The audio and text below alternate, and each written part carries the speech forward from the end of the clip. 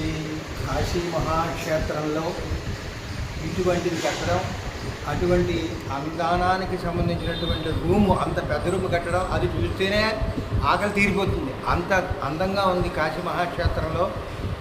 ఈ guest house కట్టడం పూర్వజనం సుకృతం. ఆ కుర్రాడు చేసినటువంటి మహాపుణ్యం. చిన్నతనంలోనే ఇంక ఏది అనుభవించకుండా అటు శుభం కానీ ఇటు అశుభం కానీ అతను కైలాసంలో ఉండి వీళ్ళ మనసులో దూరి ఇక్కడ కాశీలో ఇటువంటి మహా ఏర్పాట్లు చేసి అన్నదానం చేస్తున్నారంటే అతను అంతా చేసినటువంటి మహాపుణ్యం.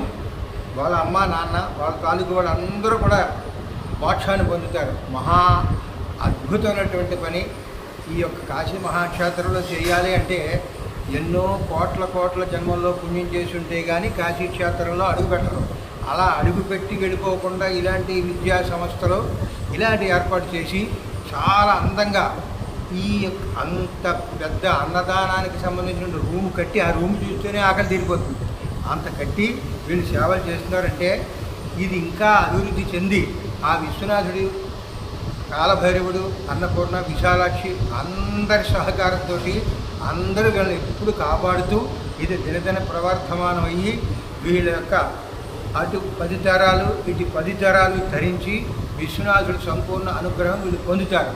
హర హర మహాదేవ.